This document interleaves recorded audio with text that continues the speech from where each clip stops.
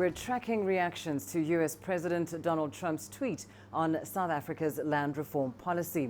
In it, Trump says he's asked US Secretary of State Mike Pompeo to study the South African government's land expropriation plans and the so-called large-scale killing of white farmers. South Africa's government is working out how to implement a system of land reform that is more equitable. While South Africa has reacted to the tweet, the government has called it divisive and is seeking clarity on the comment from the US Embassy. South Africa says it totally rejects the narrow perception of Trump's tweet, which it says seeks only to divide the country. The government has promised to speed up the pace of land reform in a careful and inclusive manner.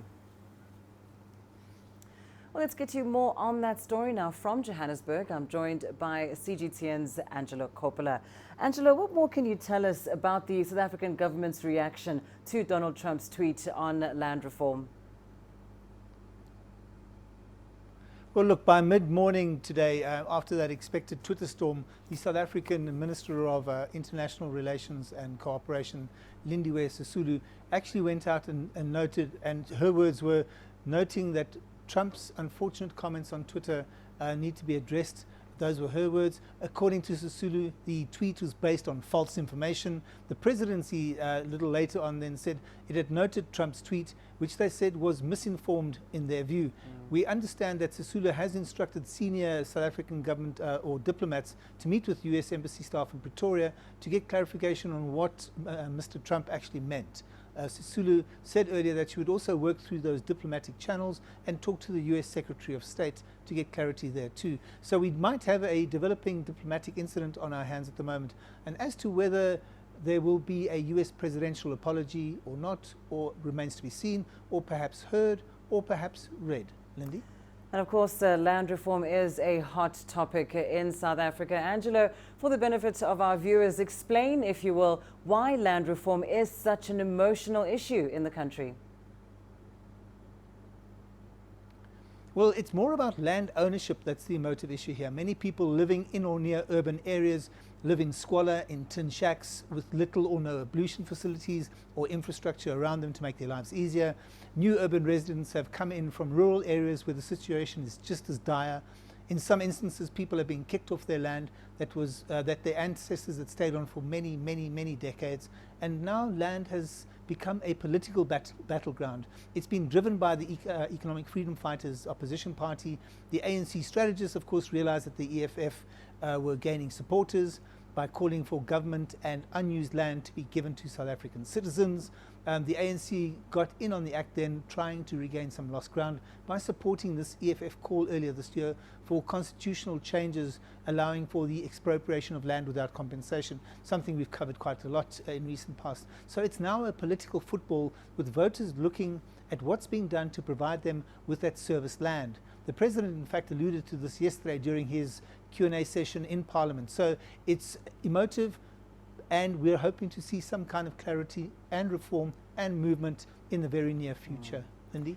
And Angela, of course, Donald Trump used the phrase large-scale killings of white farmers in that tweet of his. Many analysts and experts have, of course, disputed this. But who is propagating this notion that white farmers are being killed en masse in South Africa? Well, Lindy, look, the facts and the data are there. People are being attacked, maimed, raped, and killed on farms. Workers are also being targeted, sometimes by farmers themselves. The attacks happen on a weekly basis. According to data that is collected and shared by AfriForum, which is an Afrikaner activist organization based in the rural areas, some would question or dispute that it's at the level of genocide, but AfriForum have been calling for support from the authorities to properly police those farming areas. They're a bit stretched, obviously, the police are, considering the very high crime rates that we have in South Africa at the moment and have had for a couple of years now. And that, because of that, the group has now formed neighborhood watch groups to police those high-risk urban and semi-rural and rural areas. And they sometimes do work with local law enforcement to patrol and apprehend suspects that might be on prowling around looking for trouble. And they would say that they're doing the police services work. That's what they would tell you right now, Lindy. Angelo Coppola, thank you so much for bringing us that perspective there from Johannesburg. Well, let's bring in another perspective on that story now. I'm joined from New York by our correspondent, Nick Harper. Nick, many people have been wondering, first of all, why Donald Trump is even interested in South Africa's land reform policy. Well, I'm not sure the president actually is all that interested in their land reform policy. If we look at the history of the Trump administration, it has never had a strong foreign policy towards the African continent, let alone South Africa itself. And remember back to that controversy in January over those alleged comments about whether or not President Trump called African nations S-hole countries. But I think there are several other things at play here. We know that Donald Trump likes to watch Fox News often late at night, and last night in America, Fox News were playing out this segment looking at land reform, and just after that segment played out, Donald Trump tweeted about it. It was a rather one-sided look at events in which it called the South African government racist and immoral. We also know that President Trump likes to tweet things out that will play well to his voter base, and this is certainly one of those issues, this idea of white citizens being disadvantaged or taken advantage of. And also, we know due to past history, the president often likes to concentrate on matters, sometimes as a diversion tactic, and there have been several things during the course of the last week that he wants to try and deflect attention away from. A couple of his former campaign employees, his campaign manager Paul Manafort, he was found guilty of tax and bank fraud, and his former lawyer Michael Cohen here in New York pleaded guilty to similar charges, and also said that the president had instructed him to make payments to two women who'd alleged affairs with the president. So I think really Donald Trump trying to move the narrative in a different direction. It just so happens that what he's chosen has been all about land reform in South Africa. So a diversion tactic perhaps, but one that has certainly caused quite the backlash in South Africa. Do we know at this stage how Mike Pompeo will tackle this issue, if at all?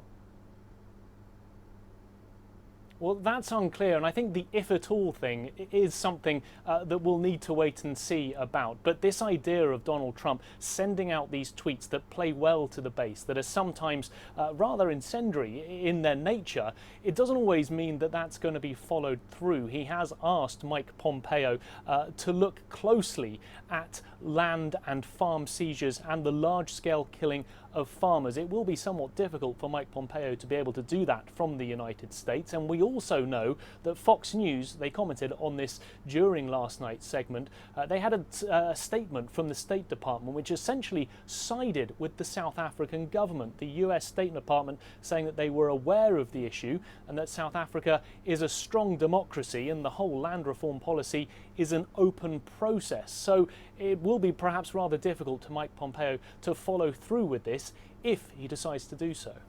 And of course, Nick, you touched on this a little earlier, but just talk us through why this issue of the large-scale killings of white farmers is something that appeals to American audiences, or at least Fox audiences to be more precise. Well,